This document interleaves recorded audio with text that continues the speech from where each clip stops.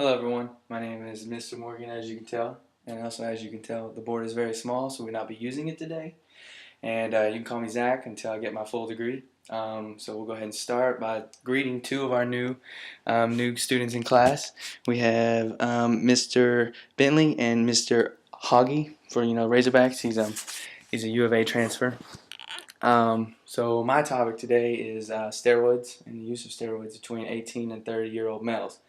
Um, Can anybody tell me what steroids are used for?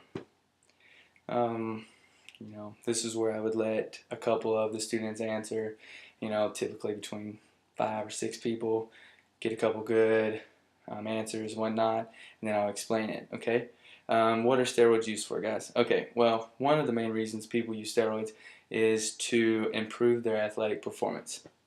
A lot of athletes use it, a lot of bodybuilders use it just to beat the plateaus, beat the peaks.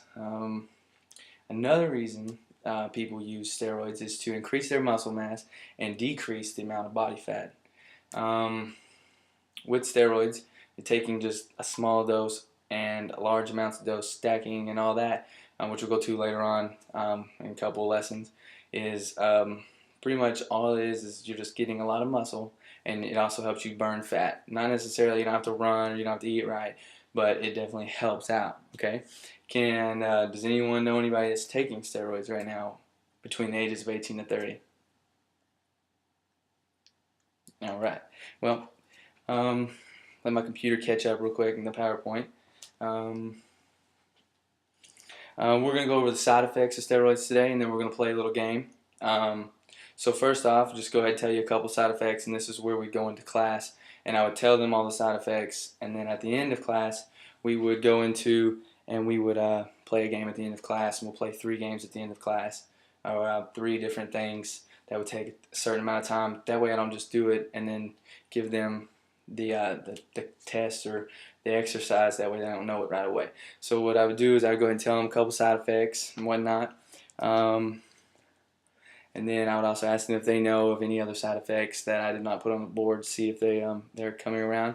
And we would play a side effects relay race. So pretty much what it would be, I'd have like a table set up or on the floor and have numbers 1 through 10. Alright, so 1 through 10 being like 1 being the least, like the least amount to the worst side, not the worst side effect, and 10 being the greatest side effect, like long-term side effect, and 1 being a short-term side effect.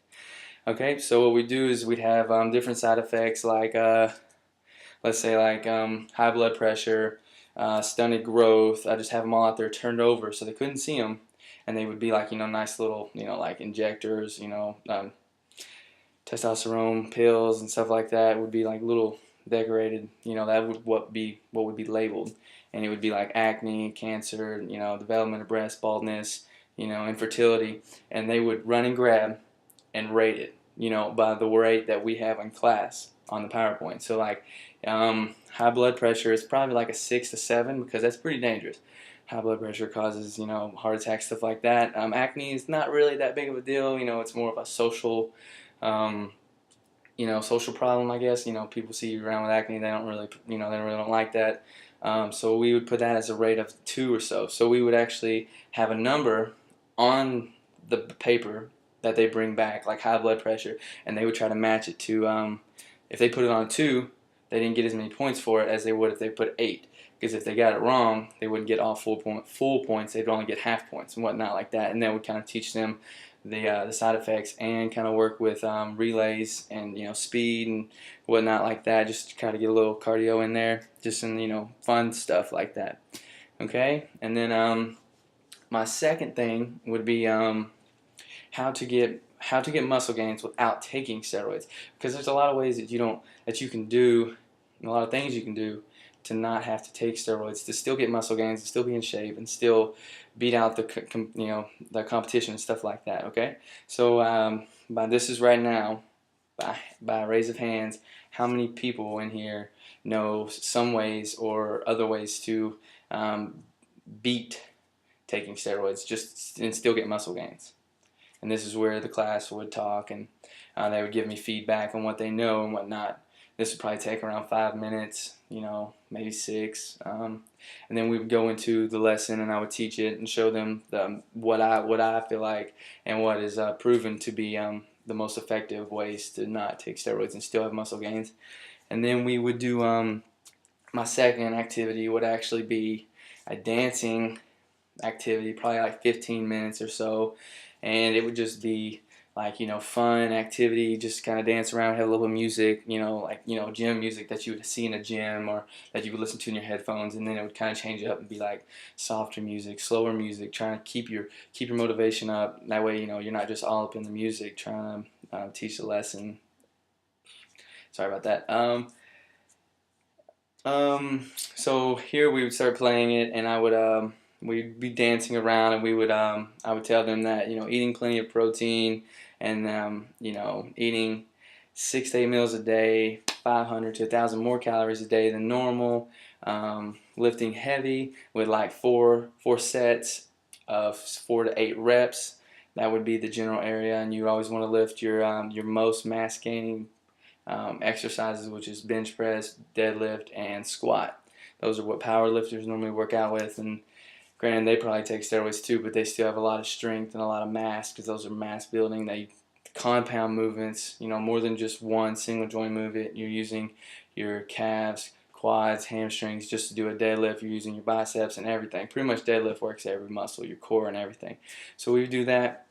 We would incorporate the squats, the deadlift, and the bench press, which would not be really a bench press, but more of a push-up style in the dancing routine. While you're still having fun, you're still dancing and hanging out and having fun, not really realizing that you're learning a whole lot, because you're having a good time and it helps with the learning. Then my third activity would be the advantages and disadvantages of steroids, and we would talk to the class about this and ask them if they know any advantages of taking steroids and they know any disadvantages. This would probably take a little bit longer because we're going over 2 subjects. It would be like, first off, does anybody know any advantages? And then I would go into disadvantages, take probably 7 or 8 minutes. And after that, we would go into the, it's not really a lot of moving or anything, it's more of just a crossword puzzle. So what we do is we'd have like,